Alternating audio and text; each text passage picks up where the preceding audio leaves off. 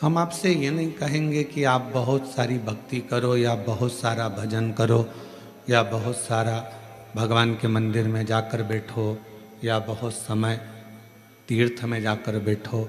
आप तो थोड़ा सा, एक बूंद इत्र के बराबर, एक केसर की पत्ती के बराबर, थोड़ा सा राई जीरे के बराबर,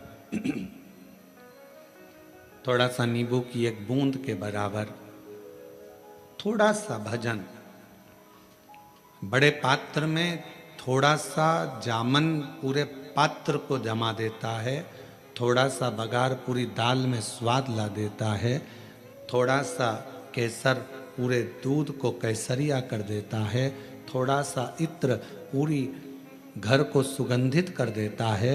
उसी तरह श्रावण महीने में अगर एक अंश मात्र भी हमने शिव का नाम लिया तो पूरे जीवन भर हमें सुख प्रदान कर देता है। पूरा जीवन, हमारे संपूर्ण जीवन का एक आनंद देने के लिए ये श्रावण का महीना आता है। कल आपने और हमने कथा में सुना था, श्रवण किया था कि माँ प्रसूति ने पूरे सावन के महीने में भगवान शिव की आराधना करी है। केवल माता सती ने ही नहीं, केवल माता पार्वती ने ही नहीं, केवल महागौरी ने या कुष्मांडा ने या चंद्रघंटा ने या स्कंदा ने ही नहीं, सती माता की माता माता प्रसूति ने भी शिव की आराधना करी। और क्यों करी? शिव महापुराण में 2 शब्द दिए हैं कि भगवान शंकर की आराधना करने वाले को भोग का भी सुख होता है और मोक्ष भी प्राप्त होता है। भोग से मतलब क्या है? कोई कामना, आपके जीवन की कोई कामना हो, आपके जीवन की कोई उम्मीदें हो, मुझे ये प्राप्त करना है, मुझे ये प्राप्त करना है, मुझे ये लेना है, मुझे ये प्राप्त करना है, वो उम्मीद है, वो कामना है।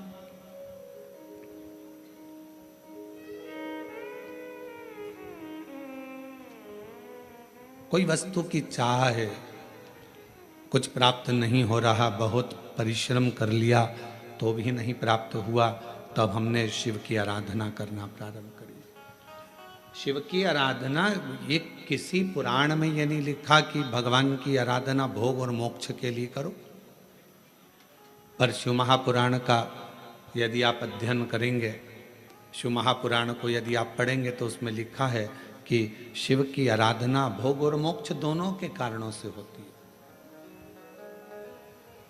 कुछ पाना है, अगर आपने भगवान शंकर की अविरल भक्ति को धारण किया है तो शिव जरूर देंगे। मोक्ष की कामना है, शरीर छोड़ना है और यह कामना है कि मैंने जिंदगी में कोई श्रेष्ठ कर्म नहीं किया,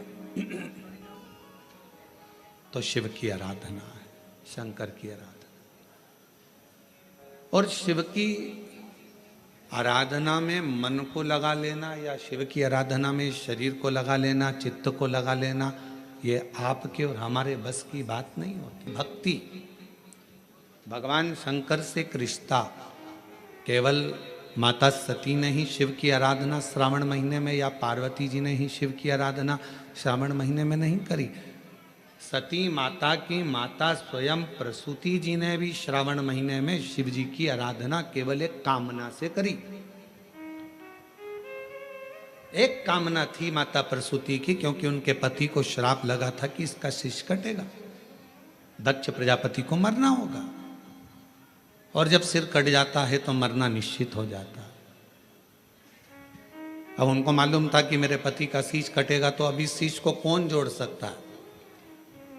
तो सती माता की चित्त वृत्ति में था कि कोई इस काल को पलट नहीं सकता, समय को, घड़ी को, काल को पलटने वाला यदि कोई एक है तो वो देव अधिदेव काल अधिपति महाकाल। अकाल मृत्यु वो मरे जो काम करे चंडाल का, काल उसका क्या बिगाड़े जो भक्त हो महाकाल का। जो शिव की आराधना करता हो, शिव की साधना करता हो, शंकर की भक्ति करता हो, शिव उपासना में लगा रहता हो, भगवान शंकर के गुणगान में लगा रहता हो, उसका काल टालने का कार्य स्वयं शिव करते। मार्कंडे बाबा का करा, राजा श्वेत का करा। ये काल टालने का काम उनका है, समय टालने का काम शिव का है।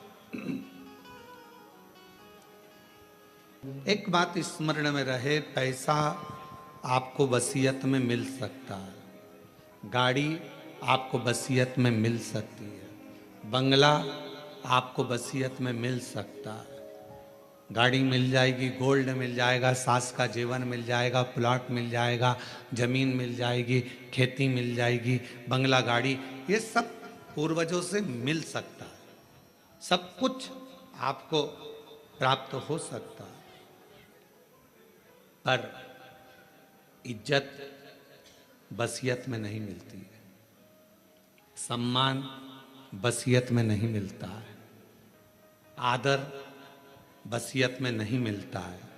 गाड़ी वसीयत में मिल जाएगी, बंगला वसीयत में मिल जाएगा, प्रॉपर्टी मिल जाएगी, सोना चांदी हीरा पन्ना मिल जाएगा, सब पूर्वजों का मिल जाएगा, वसीयत में मिल जाएगा, पर इज्जत, सम्मान, आदर ये वसीयत में नहीं मिलता। ये व्यक्ति को खुद अच्छा कर्म कर कर इज्जत बनाना पड़ती है, व्यक्ति को खुद अच्छा कर्म कर कर ये अपने लिए स्वयं निर्माण करना पड़ता है। इसको कोई देगा नहीं, इसको अपना बनाना है। मेरे शंकर भगवान के पास में सोने का महल नहीं है, मेरे शंकर भगवान के पास में हीरे पन्ने के जेवर नहीं है, मेरे शंकर भगवान के पास में बहुत सारा अंबर पीतांबर नहीं है। बस मेरे शंकर भगवान के पास तो एक ही चीज है, क्या? तो कहा, जिसने विश्वास किया, जिसने मुझ पर भरोसा किया, जिसने मुझ पर विश्वास किया, जिसने मुझ पर दृढ़ता रखी, बस उसी को मैंने सर्वस्व प्रदान कर दिया, उसको मैंने सर्वस्व दे दिया। जिसने विश्वास किया उसको विश्वास के बल पर सब कुछ दे दिया। शंकर भगवान के पास में बंगला नहीं है, गाड़ी नहीं है, भगवान शंकर के पास में अंबर पीतांबर नहीं है, भगवान शंकर के पास में हीरा पन्ना सोना चांदी कुछ भी नहीं है। शिव जी के पास में तो केवल विश्वास है, भरोसा है। और याद रखना, जिसका विश्वास, जिसका भरोसा दृढ़ होता चले जाता है, उसके जीवन में कोई कमी नहीं आती, फिर उसका भंडार भोलेनाथ खुद भरता चले जाता है, फिर उसको भरने में दिक्कत नहीं आती है। विश्वास के बल पर ही सब कुछ है, विश्वास के बल पर ही सर्वस्व है। शिव जी से एक रिश्ता जोड़ो, एक रिश्ता, एक रास्ता, इन दोनों पर थोड़ा ध्यान देना जरूरी है। जम के बोलो, क्या क्या? आवाज नहीं आई, फिर से बोलो। रिश्ता और रास्ता। रास्ते पर भी ध्यान देना जरूरी है और रिश्ते पर भी ध्यान देना जरूरी है। रिश्ते पर ध्यान नहीं दोगे तो रिश्ता छूट जाएगा, और आगे आप लोग बोलो, रास्ते पर ध्यान नहीं दोगे तो रास्ता छूट जाएगा, मार्ग भटक जाओगे। चल रहे थे इधर, रास्ते पर ध्यान नहीं दिया, एकदम निगाह हटी और दुर्घटना घटी। बस जा रहे थे, जाते जाते एकदम रास्ता बदल गया, ध्यान में नहीं है। जाना था डोंगरगढ़ और पहुंच गए डोंगर गांव। अब दोनों एक ही है, राजनांदगांव में ही है। अभी डोंगर गांव में तो राघव जी की कथा भी है, 1 बजे से 4 बजे तक डोंगर गांव 17 तारीख से चालू हो रही है। जो डोंगर गांव के आसपास के हैं वो वहाँ जरूर कथा श्रवण करने के लिए जाए।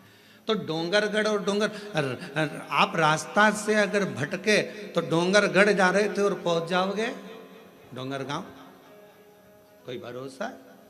हमारे साथ हुआ है। आते आते कोरबा में, हमने पहले दिन बताया था, कोरबा में आ रहे थे, आते आते आते आते रास्ता भटक गए। और भटके भी तो क्या भटके, भुट्टे के भजिए मिल गए, उसमें क्या दिक्कत? अभी अभी शर्मा जी तिलक करवाने आए थे, तो वो तिलक करवा रहे थे और उनके तिलक के बाद में उनकी धर्म पत्नी गई थी वहाँ, और इतने में आ गई जी हमारी दूसरी जीजी, और दूसरी जीजी आई तो तिलक करवा के चली गई। तो शर्मा जी बोले ये मेरी नहीं है, ये मेरी नहीं है। अब वो हमको हंसी तो खूब आई, खूब हंसी आई इस बात के लिए कि ये मेरी नहीं है गुरुजी। और एक बार नहीं 3 बार बोले महाराज। तो रिश्ता और रास्ता ये दोनों जल्दी भटक जाता है, और रिश्ते पर भी अपनी दृष्टि रखना और रास्ते पर भी अपनी दृष्टि रखना। ये जीवन का 2 क्रम स्मरण में रखना और उस पर निगाह रखना, एक रिश्ते पर निगाह रखना और एक रास्ते पर निगाह रखना। कभी भी छूट सकता। एक धर्म पत्नी को चाहिए कि अपने रिश्ते पर ध्यान रखे, पति से कोई ऐसा शब्द का संबोधन ना हो जाए जिससे ये रिश्ता टूट जाए। पति को चाहिए कि अपनी धर्म पत्नी से रिश्ते पर ध्यान रखना, रिश्ते पर निगाह रखना, ऐसा संबोधन ना हो जाए कि रिश्ता टूट जाए। आज के समय में रिश्ते पर ध्यान नहीं दिया जा रहा, बहुत कठिन है। पूरी सोशल मीडिया को खोलकर देखो, रोज अखबार को खोलकर देखो, रोज तुमको रिश्ते टूटते मिलेंगे। एक पति ने पत्नी को मार दिया, एक पत्नी ने पति को मार दिया, एक भाई ने भाई को मार दिया, एक ने ऐसा कर दिया, एक घुमाने ले गई थी महामारी आई, दूसरा वहां गया था वहां मर गया, तीसरा ऐसा कर गया। रिश्ते कलिकाल में आज के समय में रिश्ते ऐसे टूट रहे हैं कि जैसे फूल डाली पे से टूटता है। निवेदन है कि रिश्ते पर ध्यान देना जरूरी है, रिश्ते पर निगाह रखना जरूरी है। अगर रिश्ते पर निगाह नहीं होगी तो वो टूटता चले जाए, छूट जाएगा। रास्ते पर भी ध्यान देना जरूरी, रास्ता छूट जाएगा। और दोनों चीजों का एक सार तत्व है। शिव महापुराण की कथा कहती है कि रिश्ता शिव से अगर तुमने जोड़ा है, भगवान शंकर से अगर रिश्ता जोड़ा है। कई माताएं कहती हैं हमारा मन, हम 1-1.5 महीना तो पानी चढ़ा लेते हैं, 1-1.5 महीने बाद हमारा मन उचिष्ट हो जाता है गुरुजी। हम कहीं चले जाते हैं तो फिर हमारा मन नहीं कर पाता मंदिर जाने का, हमारा मन उचिष्ट हो जाता है। शिव महापुराण की कथा कहती है अगर आपने जिंदगी में एक बार भी जल चढ़ाना प्रारंभ कर दिया, तुम भले शंकर जी से रिश्ता तोड़ लो पर मेरा महादेव तुमसे कभी रिश्ता नहीं तोड़ेगा, मेरा शिव तुमसे कभी रिश्ता नहीं तोड़ेगा। बोल बम का नारा है, सारी समस्या का हल, मेरा शंकर भगवान आपसे रिश्ता नहीं तोड़ेगा, आप भले रिश्ता तोड़ लो।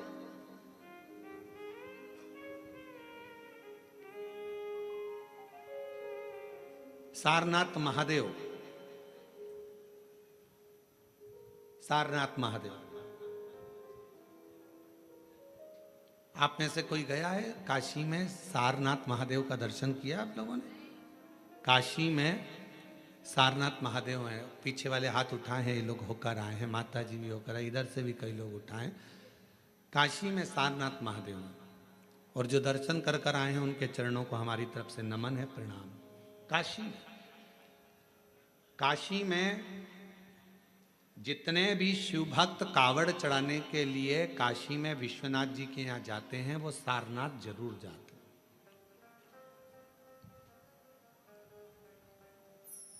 कौन है ये? कहा एक सारंग ऋषि काशी के नजदीक में रहते थे, भ्रमण किया करते थे, काशी के आसपास का घुमा करते थे। एक दिन सारंग ऋषि के मन में भगवान विश्वनाथ जी को दर्शन करने का भाव प्रकट हो गया।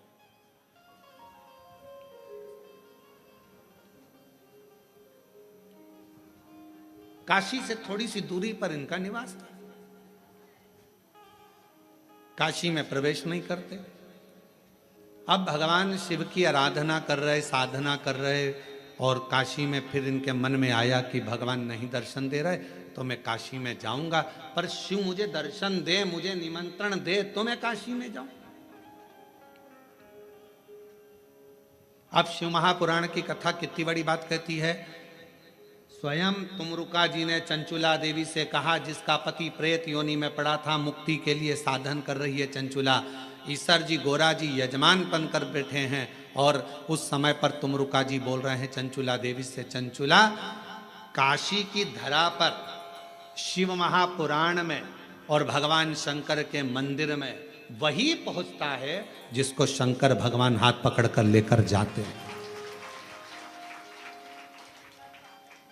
जिसको भगवान ओघड़दानी भगवान शिव लेकर जाते। ये कथा ऑनलाइन चल रही है, आस्था चैनल पर आप लोग कथा को सुन रहे हैं। कोरबा छत्तीसगढ़ की ये कथा है। जिस होटल में कथा हो रही है इसमें इतनी कैपेसिटी नहीं है बैठने की। महाकाल सेवा समिति ने जितनी व्यवस्था करी है उसके अनुसार जो बैठ सकते हैं उनकी व्यवस्था है, पर ज्यादा लोग इसके अंदर नहीं आ सकते, इसलिए इस कथा को ऑनलाइन रखा गया। पानी कीचड़ को देखते हो।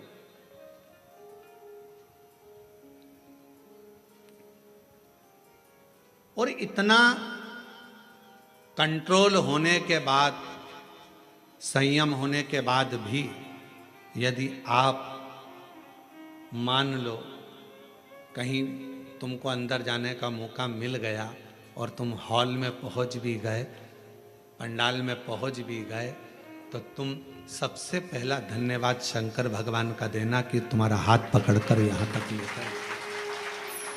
साधुता उसको देना। तुमरुका जी चंचुला देवी से कहते हैं, काशी में प्रवेश बिना शंकर की आज्ञा के कोई नहीं। शिव जी हाथ पकड़ेंगे तो कोई काशी जाएगा, शिव जी हाथ पकड़ेंगे तो कोई शिवालय जाएगा, शिव जी हाथ पकड़ेंगे तो कोई शिव महापुराण तक जाएगा। चंचुला देवी तू तो भटक रही थी, तेरा पति तो प्रेत योनि में पड़ गया, क्योंकि ब्राह्मण होने के बाद भी उसने अच्छा कर्म नहीं करा था। चोरी का धन लेकर जा रहा था, दीवार कूद रहा था, कूदने पर उसको मालूम नहीं पड़ा कि नीचे जल भरा हुआ है, जल में डूबकर तेरा पति मर गया। और शास्त्र कहता है पानी में डूबकर मरे हुए व्यक्ति को मोक्ष नहीं मिलता, इसलिए तेरे पति को मुक्ति नहीं मिली।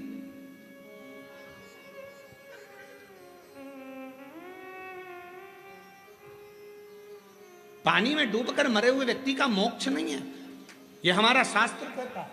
और तेरे पति को मुक्ति नहीं मिली, तेरा पति बिंदुक प्रेत योनि में भटक रहा था। ये कई लोग प्लानिंग बनाते हैं ना, कई माताएं कहती हैं मैं तो कुएं में डूब के मर जाऊं तो अच्छा।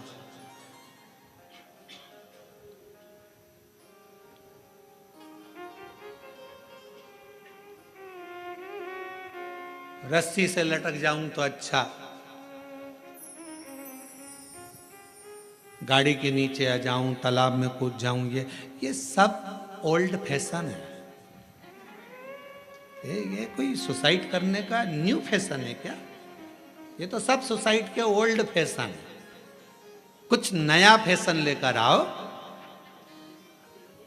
रस्सी से टंग जाना ये भी ओल्ड है, पानी में कूद के मर जाना ये भी ओल्ड है, दवाई खा के मर जाना ये भी ओल्ड फैशन है, गाड़ी के नीचे आ जाना ये भी ओल्ड। न्यू फैशन सुसाइड लाओ। अगर सुसाइड करना ही है तो न्यू फैशन लेकर आओ। और वो नया फैशन कौन सा है? तो वो नया फैशन ये है, कितना भी दुख आ जाए, कितनी भी तकलीफ आ जाए, कितना भी कर्जे में डूब जाऊं, चाहे कितनी भी परेशानी में आ जाऊं, ऐसे मरने वाली नहीं हूं। छाती पे सबके मूंग दलूंगी, मेहनत 4 गुना करूंगी, मेहनत 4 गुना करूंगी, सबकी छाती पे यही मूंग दलूंगी। कोई कितनी भी गाली दे, देसी घी की रोटी मल मल के खाऊंगी और खूब दमदारी से जिंदगी जीऊंगी। मरूंगी काय को? रस्सी पे टंग जाना, 2 मिनट में मर जाओ, फिर अगला जन्म, फिर वो बकरी बनो, बिच्छू बनो, इल्ली बनो, छिपकली बनो, कीड़ा बनो। और अभी बारिश में देखना नई नई डिजाइन के कीड़े बन रहे हैं, जो सुसाइड कर कर मरते हैं वो सब यही बनते हैं। ऐसी नई नई जिंदगी, नया नया जीवन, और फिर आखिरी में मरते मरते मरते मरते पानी में, फिर हवा में, फिर वायु में, फिर खोपड़िया में फिर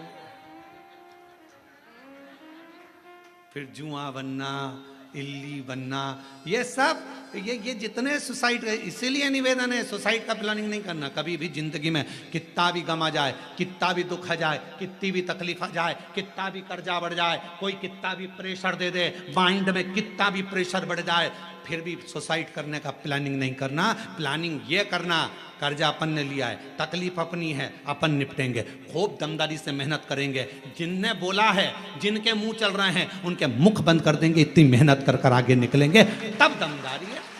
अब मालूम पड़े तकलीफ, depression depression depression depression, tension tension tension, मर जा।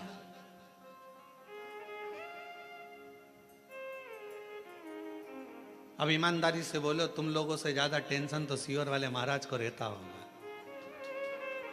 कोई इधर से कुछ बोल रहा है, कोई उधर से कुछ बोल रहा है, कोई उधर से कुछ बोल रहा है, कोई उधर से कुछ बोल रहा है।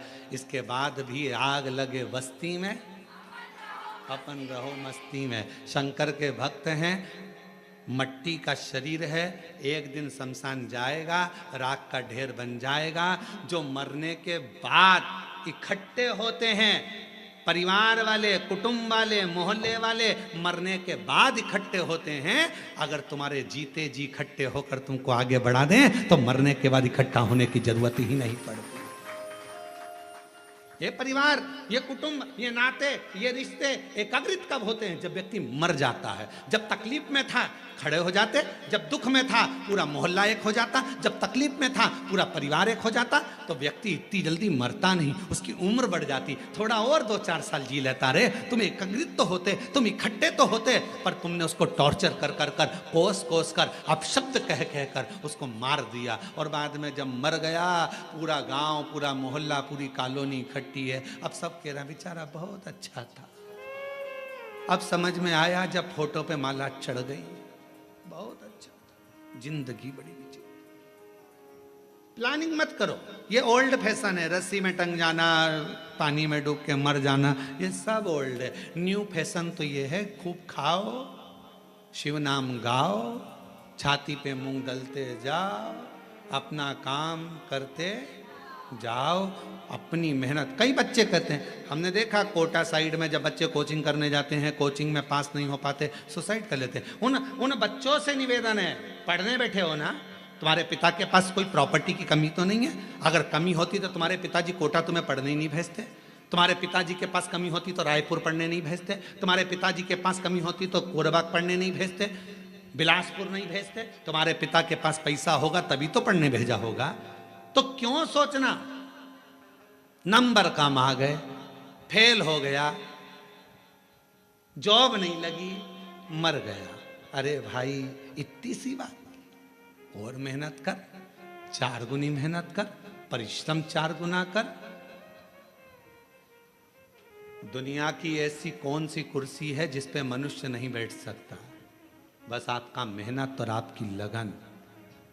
प्रधानमंत्री की सीट पर बैठने वाले व्यक्ति भी आपके बीच के होते हैं, मुख्यमंत्री की सीट पर बैठने वाला व्यक्ति भी आपके बीच का होता है, विधायक की सीट पर बैठने वाला व्यक्ति भी आपके बीच का होता है, सांसद की सीट पर बैठने वाला भी आपके बीच का होता है, महापौर पार्षद की सीट पर बैठने वाला भी आपके बीच का होता है। और एक ना एक दिन अगर आपने मेहनत कर ली तो आप भी कलेक्टर और एसपी की सीट पर बैठ सकते हो, ये निश्चित है। परिश्रम करिए, मेहनत करो, पढ़ाई को 4 गुना करो, विद्याध्ययन 4 गुना करो, रात दिन एक कर दो, अच्छी एजुकेशन करो। क्यों मरना? मृत्यु नहीं सार है। पानी में डूबकर मरने वाले की मुक्ति नहीं है हमारा। और अगर तुम लोगों ने प्लानिंग करी हो तो छोड़ देना, बिल्कुल मरूंगी नहीं। सीहोर वाला महाराज बोलता है मेहनत करना है, परिश्रम करना है। ये ओल्ड फैशन में नहीं जीऊंगी कि कोई ने दुख दिया और मर जाऊं। इतनी जल्दी मरने वाली नहीं हो, इतनी जल्दी।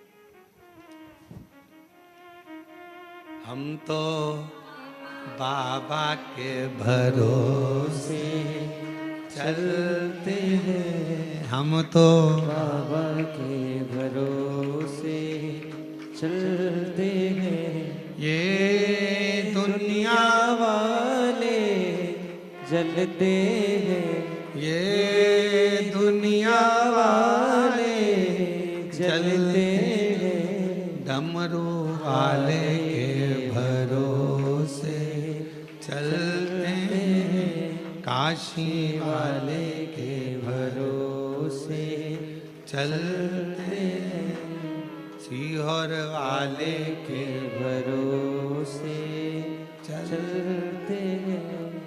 बिंदु प्रेत की योनि में क्यों पड़ा? क्योंकि वो पानी में डूबकर मरा, पानी में डूब है। चंचुला, तुम्हारा पति कहां पानी में डूबकर मरा? तेरे गांव में। तेरे गांव के लोग काशी में कथा दर्शन करने आ रहे थे, तो उन गांव के लोगों के साथ दर्शन करने काशी आ गए। चंचुला, तुझे नहीं मालूम, तू पहली बार काशी आई और तेरा मन शंकर में नहीं था, तो काशी में साड़ियाँ खरीदने आई थी, वस्त्र खरीदने आई थी कि यहाँ कुछ सामान अच्छा मिलेगा तो मैं खरीद। आज भी बनारस की साड़ियाँ बड़ी प्रसिद्ध हैं। तू तो वस्त्र लेने, आभूषण लेने आई थी, तू काशी में दर्शन करने नहीं आई थी। पर तेरा मन स्नान करने के बाद गंगा का बदल गया और तेरा चित्त विश्वनाथ की कथा में लग गया। एक क्षण की कथा तेरे कानों में पड़ गई। कहां कथा हो रही थी तुझको नहीं मालूम? चंचुला, चंचुला तो गंगा नहाकर घाट पर खड़ी थी और कहीं आवाज आ रही थी भगवान शंकर की शिव महापुराण कथा की। उस आवाज को चंचुला ने सुन लिया। सुनते सुनती चंचुला धीरे धीरे आगे बढ़ी। घाट पर चढ़ते चढ़ते चंचुला का पांव फिसल गया, सिर में चोट लगी, चंचुला के प्राण छूट गए और चंचुला माँ पार्वती जी की सहेली कैलाश में बन गई। केवल शिव महापुराण का थोड़ा सा शब्द गंगा का स्नान कर कर आगे बढ़ रही थी, कानों में किसी के मुख से शिव महापुराण का शब्द चले गया था और चंचुला तेरे प्राण छूट गए और तू माँ पार्वती जी की सहेली बन गई। चंचुला, विचार कर, कहाँ तेरा पति मरा, कहाँ उसका प्रेत योनि हुआ, कहाँ वो भटकता रहा, कहाँ तू काशी पहुँच गई, कहाँ तूने प्राण त्याग दिए और प्राण त्याग कर तू पार्वती जी की सहेली बनकर आज शिव महापुराण के यजमान बनकर कथा सुन रही। ईसर गोरा जी के साथ में, शिव पार्वती के साथ। कौन लाया? और मेरे तेरे ही भरोसे हम उसके आश्रित हो गए, हम उसके भरोसे हो गए। उसने हमारा हाथ पकड़ लिया। चंचुला, विचार करना, स्वयं तुमरुका जी कह रहे हैं, एक शिव महापुराण की कथा, दूसरी काशी नगरिया और तीसरी शिवालय, भगवान शंकर का मंदिर। जब तक शिव ना चाहे तब तक कोई शंकर के मंदिर नहीं जा सकता। शिव हाथ पकड़ कर लेकर जाते हैं। आज पूरे भारत में, पूरे विश्व में लोग शंकर के मंदिर में एक लोटा जल चढ़ाने के लिए बच्चा बच्चा, बूढ़ा व्यक्ति, जवान व्यक्ति, सब शंकर के मंदिर में अगर एक लोटा जल चढ़ाने जा रहे हैं तो जितने जल चढ़ाने वाले शिव भक्त हैं उनको मैं नमन कर कर कहता हूं कि आप बड़े किस्मत वाले हैं जो आपका हाथ शंकर जी ने पकड़ रखा है और मंदिर तक लेकर जा रहे हैं, शिवालय तक लेकर जा रहे हैं, शंकर की चौखट तक लेकर जा रहे हैं, भगवान अपने धाम तक लेकर जा रहे हैं। ये आपके ऊपर करुणा है, आपका रिश्ता पक्का है, संबंध पक्का है। और नाता एक भोले जी से दूजा नाता तोड़ दे, रिश्ता एक शंभू जी से दूजा रिश्ता तोड़ दे। साधु संगे राम रंग शिव रंग रंगिए, जाई विधि राखे शंभू ताई विधि रंगिए। जैसा मेरा शंकर राखे उस हिसाब से रहने का प्रयास करें।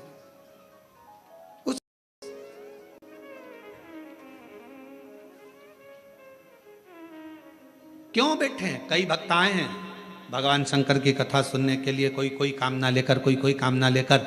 स्वयं तुमरुका जी ने चंचुला जी से कहा, चंचुला देवी, जब शिव महापुराण की साक्षी में, शंकर भगवान की कथा के पंडाल में, शंकर भगवान की साक्षी में जितने लोग ऑनलाइन कथा सुन रहे हैं, टीवी मोबाइल आदिक पर, वो सब की साक्षी।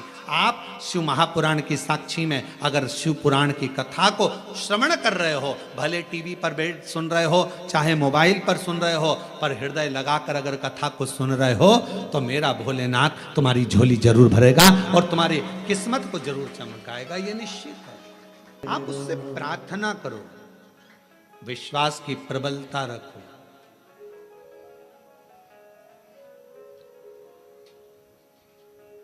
आपने मंदिर जाना अगर छोड़ भी दिया, शिव को छोड़ भी दिया, तो भी मेरा शंकर आपको नहीं छोड़ता है, कभी नहीं छोड़ता। मेरा शिव है, छोड़ता ही नहीं, वो नहीं छोड़ता।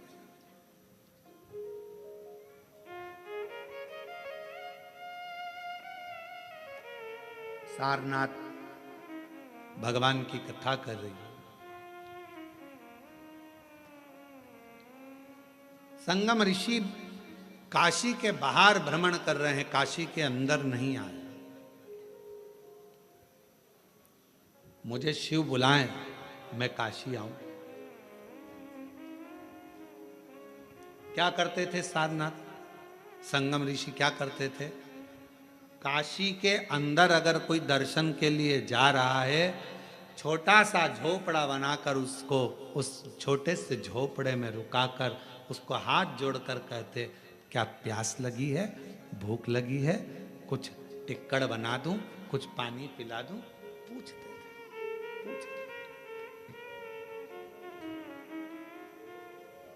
कभी मौका लग जाए, बाबा यदि आपके भंडार को खूब भर दे और तुम्हारी झोलियां अगर मेरा शंकर भगवान खूब खुशियों से भर दे, तो प्रयास करना कि तुम्हारे नगर में, तुम्हारी कॉलोनी में, तुम्हारे क्षेत्र में, तुम्हारे गांव में कहीं शिव महापुराण की कथा हो रही हो और वहां शिव भक्त अगर आए हों, तो अगर भगवान तुम्हें भंडार भर कर दे दे, तो एक बार वहां के आए हुए शिव भक्तों को पानी पिलाकर, कुछ खिलाकर मुंह जरूर झूठा कराना, उसका फल,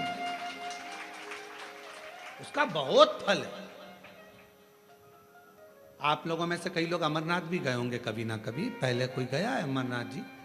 अमरनाथ जी गए हो आप लोग? तो अमरनाथ जी गए होगे तो वहां बड़े बड़े लंगर चलते हैं, बड़े बड़े भंडारे चलते हैं, भूखे को भोजन, प्यासे को पानी, जय बाबा बर्फानी, जय बाबा बर्फानी, वहां लंगर चलते हैं, बड़े बड़े भंडारे चलते हैं। क्यों? क्योंकि बाबा उनको उतना दे देता है, फिर भंडारा कर कर जाते हैं, फिर दे देता है, मुख झूठा जरूर।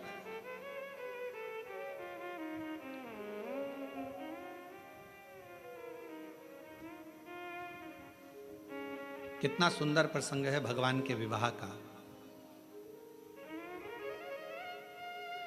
बारात चल रही है शंकर जी की, आगे आगे 33 कोटि देवता हैं, पीछे उनके भूत चुड़ैल डाकनी पिशाचनी है, उसके पीछे शंकर भगवान है, भस्म लपेटे हुए हैं, सर्प पड़ा हुआ है, धीरे धीरे डमरू शंकर भगवान बजा रहे हैं। इंद्रदेव ने तो मना भी करा था कि आप डमरू मत बजाओ, शंकर जी बोले थे मेरी शादी है, मैं खुद अपने शादी में बाजा बजाना चाहता हूं, इसलिए वो बजा रहे, खुद बजा रहे। चले, हिमालय राज्य को मालूम नहीं था कि शंकर जी की शादी में बारात में भूत चुड़ैल डाकनी पिशाचनी भूत भयंकर आ रहे, उनको नहीं मालूम था।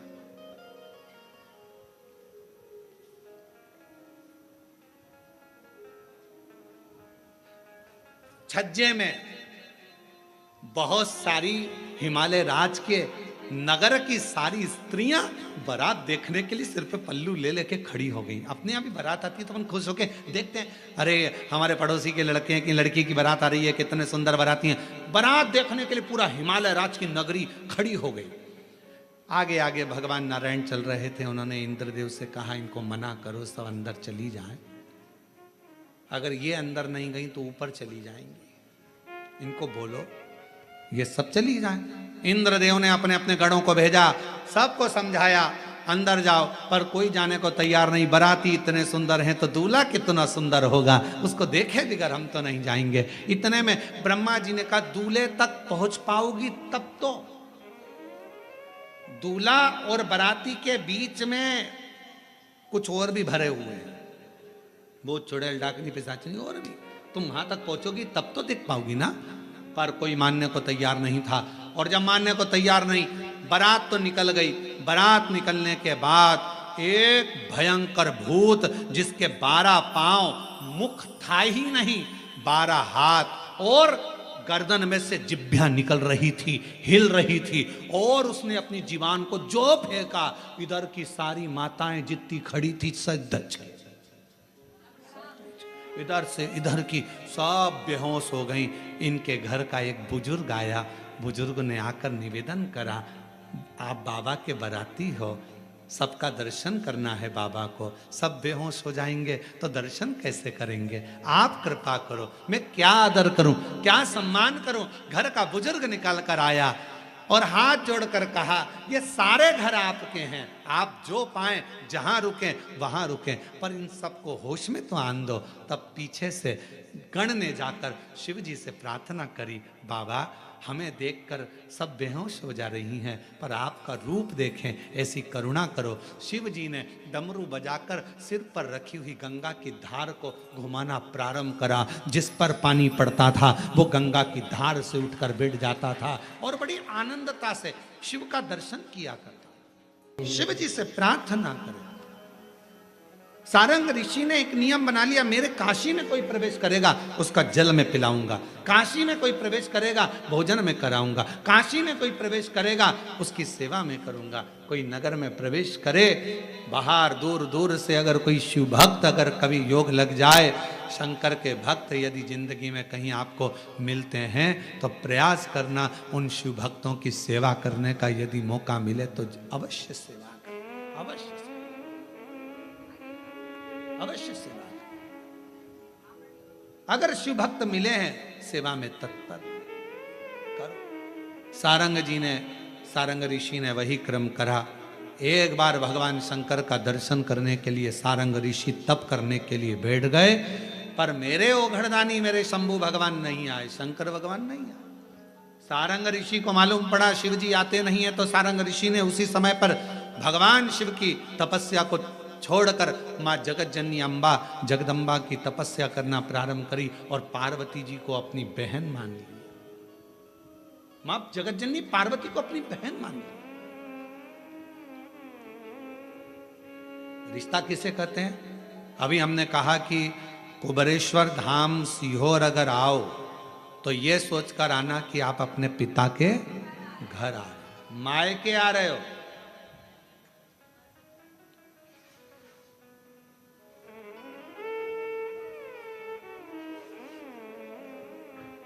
जितने बच्चे कुबरेश्वर धाम जाएं वो ये सोचकर जाएं हम अपने नाना नानी के घर जा रहे हैं। पुरुष जितने शिव के धाम जाएं ये सोचकर जाएं हम हमारे ससुरा के घर जा रहे हैं। हमारे ससुरा वह हमारा मायका है। मेरी जीजियां जितनी कुबरेश्वर धाम आए सब इस भाव से आए कि हम हमारे पिता के घर जा रहे हैं। क्यों? क्योंकि भले बहन के घर से कुछ मिले ना मिले, भाई कभी तुम्हें कुछ दे कि नहीं दे, रिश्तेदार तुम्हें कुछ दे कि नहीं दे, चाहे बेटी कैसी भी हो, दामाद कैसा भी हो, पर माता पिता बिना दिए अपने घर से भेजते नहीं। माता पिता एक ऐसे हैं जो दिए बिना नहीं भेजते। तो सारंग ऋषि ने विचार कर लिया, पार्वती जी को मैं अपना बहन बना लेता हूं। और पार्वती जी को बहन बनाने के लिए रक्षा सूत्र साथ में रखकर, रक्षा सूत्र को रखकर बैठ गए पार्वती जी को बहन बनाने के लिए। पर मां जगत जननी आई। समय बीत गया। एक दिन माता के मन में भाव उत्पन्न हुआ, पूछूं तो सारंग ने मुझे बहन बनाया है, जाती हूं। सारंग के पास पहुंची मां, रक्षा सूत्र को उठाकर सारंग ने कहा, मां मेरे हाथ में बांध दीजिए। माता ने रक्षा सूत्र सारंग के हाथ में बांधा। मां दीदी शिव का दर्शन करना, शिव का दर्शन ठीक है।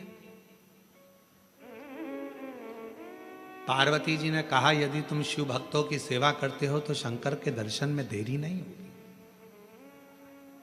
पर तुम तो गोंद की तरह चिपके हुए हो, बिल्कुल शिव की आराधना में उठते ही नहीं हो।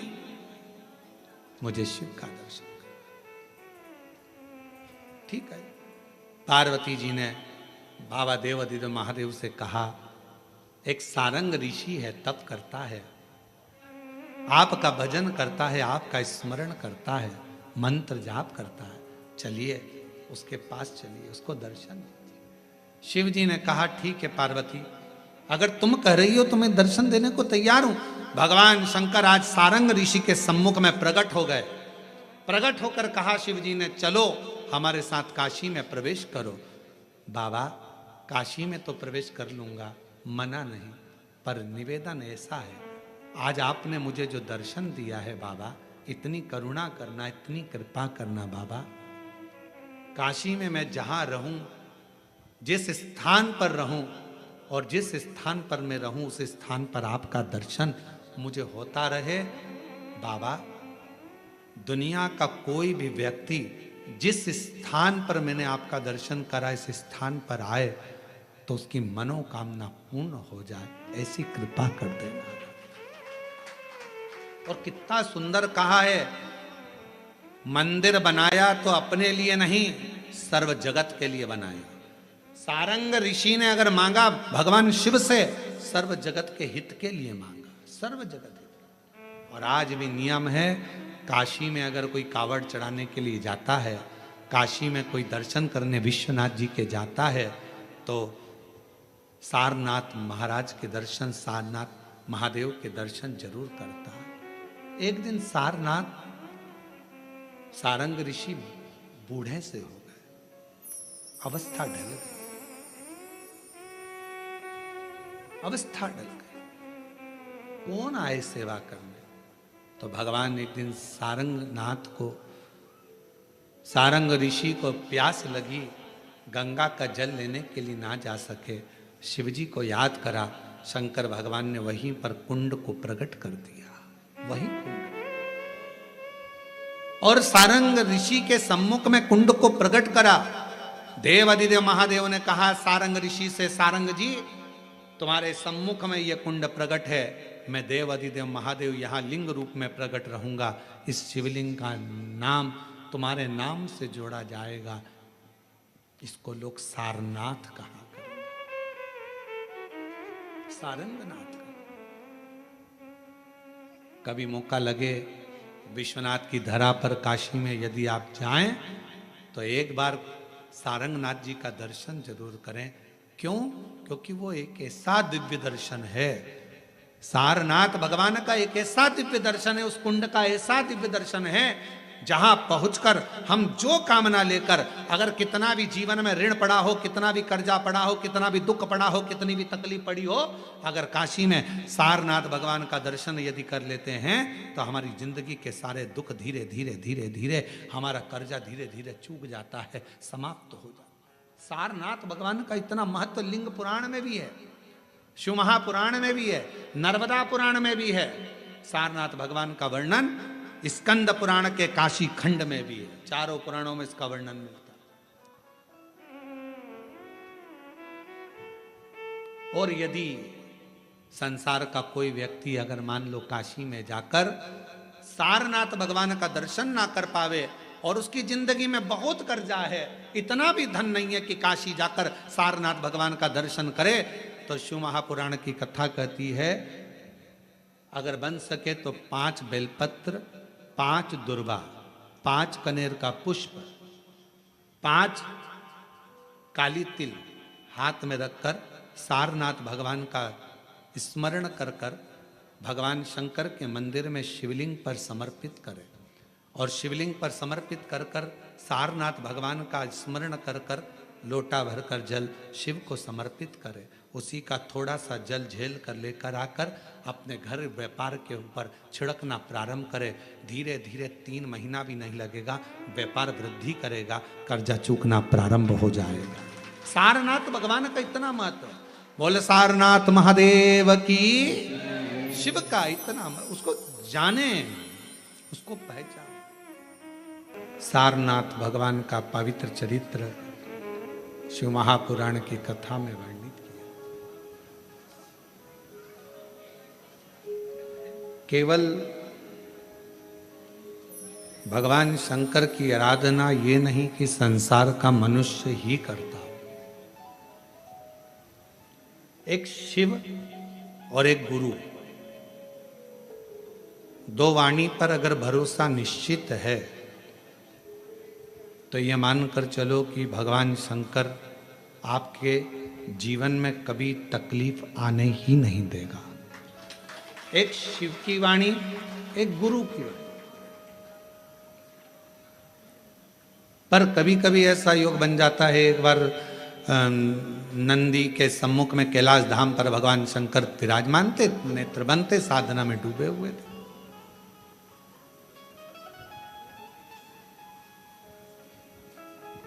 अब कौन क्या कर रहा है देखो, दवाइयों को पढ़ने वाला डॉक्टर कहलाता है और तन्हाइयों को पढ़ने वाला देव अधिदेव महादेव कहलाता है। जो दवाइयां पढ़ ले वो डॉक्टर है, दवाई पढ़ लेगा डॉक्टर, दवाइयां अपने हिसाब से दे देगा डॉक्टर। पर तुम्हारी भीतर की जो तन्हाई है, तुम्हारे भीतर का जो दर्द है, तुम्हारे भीतर की जो तकलीफें हैं, दुख है, कष्ट है, किससे कहो। कई कई माताएं तो ऐसी भी होती हैं भाई, पत्र लिखती हैं, कहे गुरुजी हमारे घर में अभी इनकी तबीयत ठीक हुई, फिर ससुर की तबीयत खराब हो गई, देवर का हो गया, देवरानी का हो गया, सास की हो गई, मेरी हो गई, बच्चे बीमार पड़ रहे हैं, कहीं कोई बीमार पड़ रहा है, कोई बीमार पड़ रहा है। एक ना एक घर में बीमार पड़ते ही रह रहे हैं, कोई ठीक रह ही नहीं पा रहा। गुरुदेव हमारे घर में कोई दोष हो गया क्या, या हमारे पूजन के कक्ष में कोई तकलीफ हो गई, या हमारे घर में पितृदोष हो गया, वास्तु दोष हो गया, काल सर्प दोष हो गया। एक बीमार पड़ता, एक ठीक होता, फिर बीमार पड़ता, फिर ठीक होता, फिर बीमार पड़ता, फिर ठीक होता। शिव महापुराण की कथा कह रही है, शंकर भगवान का चरित्र कह रहा है। सावन के महीने में प्रदोष का जो दिन आए, 2 प्रदोष, श्रावण के महीने के 2 प्रदोष पड़ेंगे। किसी भी प्रदोष पर एक पीपल के पत्ते पर कनेर का पुष्प अपने घर के अंदर रख लीजिए प्रदोष के एक दिन पहले, और प्रदोष वाले दिन उसको बहते हुए पानी में डाल दीजिए। जिंदगी में जो तुम्हारे यहाँ तकलीफ चल रही है, एक उठ रहा है, एक बैठ रहा है, एक बीमार पड़ रहा है, एक ठीक हो रहा है, फिर बीमार पड़ रहा है, फिर ठीक हो रहा है, ये ठीक हुआ, फिर इसको हो गया, फिर इसको कुछ हो गया, फिर किसी को कुछ हो गया, अर्थात शिव का नाम लेकर।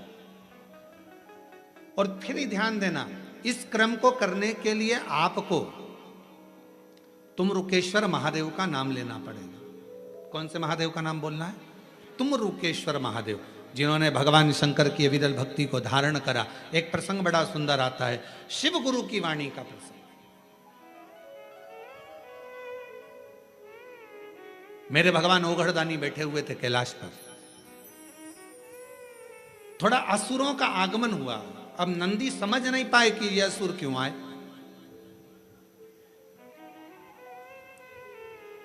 कोई व्यक्ति 2-4 बार यदि तुम्हारे दरवाजे पर आ जाता है, कोई रिश्तेदार बार बार फोन लगाता है, बार बार तुम्हारे दरवाजे पर आता है, तो तुमको तुम्हारे घर की पत्नियों जरा बहुत चतुर होती, तुरंत कह देती बार बार क्यों आ रहा है ये, इतने साल से तो कभी नहीं आया, ये बार बार क्यों आ रहा है। धर्म पत्नियां बड़ा एकदम तुरंत सोच लेती, तुरंत आखिर बात क्या। पर पति उनको समझाते हैं, तेरे को क्या करना, आन देना, दिक्कत क्या है, मुझे सब मालूम है, कर्जे में हो गया होगा इसलिए तुमसे लेने आ रहा होगा। इतने दिन से तो तुम्हारी याद नहीं आई, इतने दिन से तो कभी याद नहीं किया, इतने दिन से तकलीफ में कभी, अपन तकलीफ में तो कभी नहीं आया। हमेशा याद रखो, मोमबत्ती की याद, टॉर्च की याद हमेशा लाइट जाने के बाद आती है। कोई कोई माताएं भाई ऐसे रहते हैं जो कथा में आते हैं और कोई उनको बिस्कुट दे देता है, खाते हैं, खाने के बाद मुंह को साफ करना रहता है तो बत्ती सी निकाल लेते हैं, बत्ती से निकाल कर उसको भी साफ कर लेते हैं, रख लेते हैं। कई बार ऐसा नहीं कि नहीं हुआ। एक बार बहुत पुरानी बात है, बहुत पहले की, एक बार हम कथा करने गए, राघव जी तो जरा से थे उस समय पर, छोटे से 6-7 साल की उनकी उम्र थी, 6-7 साल की, और झोली में किसी ने झोली के अंदर बेलपत्र डालते हैं तो उन्होंने उनकी डब्बी भी बेलपत्र में डाल दी, वो दांत की 32 की डब्बी। कोई 32 की डब्बी भी उसमें झोली में डाल दी, और 32 की डब्बी जैसी झोली में पड़ी और झोली पड़कर सीहोर गई, और सीहोर जाने पर राघव जी ने खोली, और खोले तो आवाज निकाल, पापा देखो, पापा देखो, किसी के दांत आ गए। अब वो हो सकता है कभी कभी योग संजोग में आ जात, तो दांत की जरूरत, हमने कहा कि उसको दांत की जरूरत कब पड़ेगी, जब वो कुछ खाने के लिए बैठेगा। टॉर्च की जरूरत कब पड़ेगी, जब अंधेरा होगा। और फिर एक बात याद रखना, चाबी की जरूरत, तुम्हारे घर के ताला लग गया और उसकी चाबी की जरूरत कब पड़ेगी, जब ताला खोलना, जब ताले को खोलना तब चाबी की जरूरत पड़ती है। खाने बैठोगे तो दांत की जरूरत पड़ती है, अखबार पढ़ने बैठोगे तो चश्मे की, जम के बोलो जरा, चश्मे की जरूरत पड़ती है। उसी तरह अंधेरा होने पर टॉर्च की जरूरत पड़ती है। अगर कोई तुम्हें अपने बुरे समय पर याद कर रहा है तो समझ लेना आप उसके लिए टॉर्च हो, प्रकाश करने वाले हो, उसकी जिंदगी का उजाला करने। आप ये ना सोचो कि हमारी जरूरत, क्यों ताला खोल रहे हो, क्यों दरवाजा खोल रहे हो, क्या करना अपने को, होन दो, क्या परेशान होन दो उसको, ना ना ना ना, उसको जरूरत पड़ी है, वो अपना है, अपना है। और फिर निवेदन है, मत बुरे कर्म कर बंदे वरना पछताएगा, भगवान की आंखों से तू बच नहीं पाएगा, तू बच नहीं पाएगा। अरे ओ अज्ञानी मत करना नादानी, अरे ओ अज्ञानी मत करना नादानी, तेरे कर्म का फल भी तू ही पाएगा, जैसा किया तूने तेरे आगे आएगा। मत बुरे कर्म कर बंदे वरना पछताएगा, भगवान की आंखों से तू बच नहीं पाएगा, तू बच नहीं पाएगा। अपने कर्म का दंड अपने को भोगना है, जिसका कर्म जो भोगेगा, अपने को क्या करना, अपन तो अपना कर्म करते जाओ। अगर भगवान ने आपको इस लायक बनाया है, भगवान ने आपको उस लायक बनाया है कि किसी के दुख के समय में आप किसी का हेल्प कर सकते हो, सहयोग कर सकते हो, तो जरूर करो। हम पहले भी कथा में कहे, किसी को शिक्षा की जरूरत है शिक्षा दीजिए, किसी को चिकित्सा की जरूरत है उसको चिकित्सा दीजिए।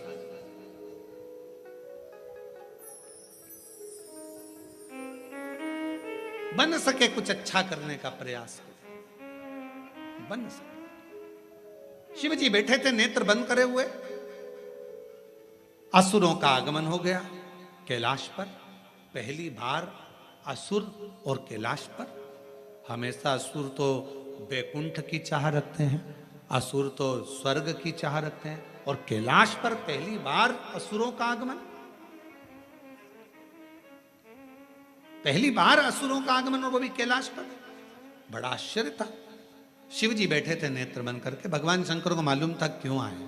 मां जगतजननी भी मुस्कुरा रही थी, उनको भी मालूम था कि क्यों आए हैं, क्यों आए।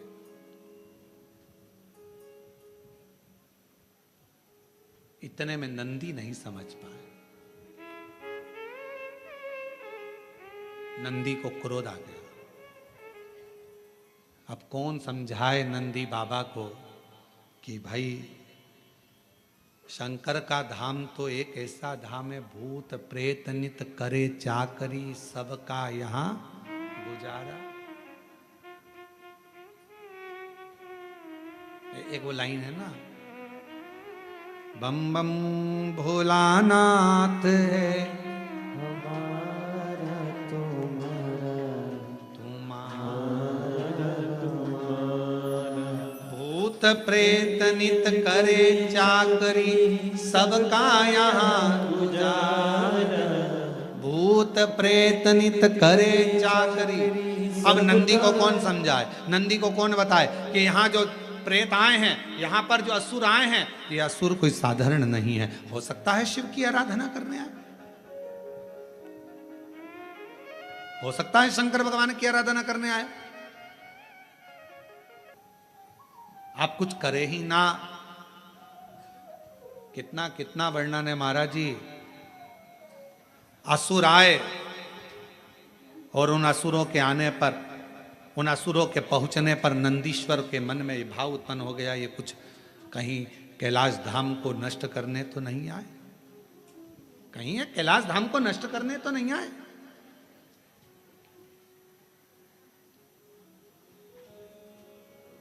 मन में भाव उत्पन्न, नंदी को क्रोध आ गया। शिव महापुराण की कथा कहती है,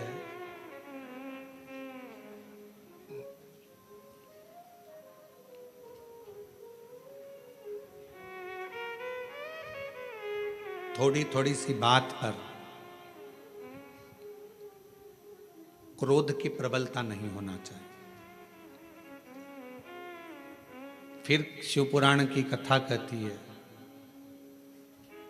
जितने भी आपके करीब में 2, 5, 4, 6, 3, 8, 10 जो भी तुम्हारे करीब में रहते हैं, सबके प्रति स्नेह का भाव होना चाहिए, सबके प्रति स्नेह। पर नंदी शिवजी के करीब में रहने के बाद भी आज असुरों पर क्रोध कर बैठा।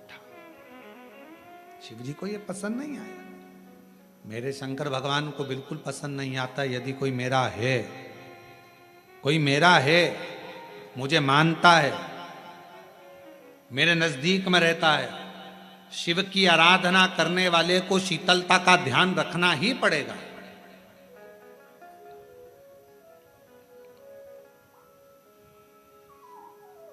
और मेरे करीब में होने के बाद भी नंदी को क्रोध आ रहा है। नंदी दौड़ पड़े, असुरों के साथ युद्ध करने लगे।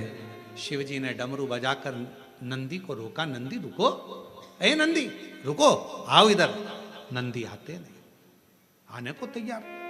फिर डमरू खड़काया, नंदी फिर ना आए। फिर डमरू खड़काया, नंदी फिर ना आए।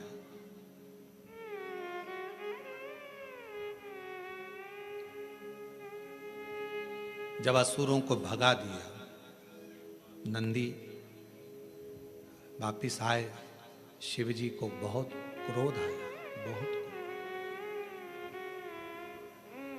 मंदिर के अंदर कोई पशुपतिनाथ का व्रत कर रहा है, मंदिर के अंदर कोई 16 सोमवार कर रहा है, संकट सोमवार कर रहा है, सोमवार का व्रत कर रहा है, और वहाँ का सेवादार, वहाँ का ट्रस्टी, वहाँ का पुजारी, वहाँ पर सेवा करने वाला व्यक्ति या कोई मंदिर को संभालने वाला व्यक्ति, सब पर चिड़ चिड़ चिड़ चिड़, क्रोध, अपशब्द और सबको भगाने का काम करे, समझ लेना कि उसकी विनाश का टाइम आ गया, उसकी विनाश का समय। कैलाश पर तो नंदी असुरों को भगाए थे, केवल असुर, और नंदी को लगा कि ये असुर हैं, इनको भगा दूं, ये पूरे मेरे कैलाश पर उत्पात मचाएंगे। शिव को पसंद नहीं आया। भगवान शंकर का कार्य है सबको जोड़ना, शिवजी का काम तोड़ने का नहीं, जोड़ने का है। शंकर भगवान डमरू का नाद क्यों करे? क्योंकि सबको जोड़ने का क्रम उत्पन्न किया है, सबको जोड़ना ये शिव का काम है।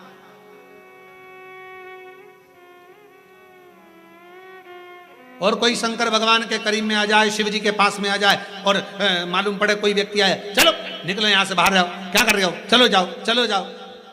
मंदिर में कोई सेवा करने आया, पूजन करने आया, आराधना करने आया, साधना करने आया, उसको चाहिए शंकर के करीब में रहते हो, शिव जैसी शीतलता रखिए, नम्रता रखिए, वाणी में प्रेम में स्नेह में आनंदता रखिए, शिव के करीब में हो।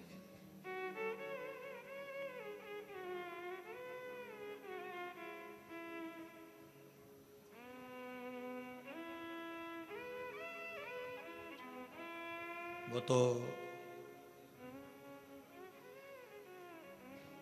कोरबा के प्रशासन को, कोरबा के कलेक्टर महोदय को, यहाँ के SP, SSP, IG, DIG, commissioner, tehsildar, चिकित्सा विभाग, पीडब्ल्यूडी विभाग, इन सबको धन्यवाद देना चाहिए कि ऑनलाइन कथा होने के बाद भी तुम्हें इतनी संख्या में यहाँ पर बिठाकर रखा। ऑनलाइन कथा होने के बाद आप लोग यहाँ बैठे हो, इसका धन्यवाद देना चाहिए।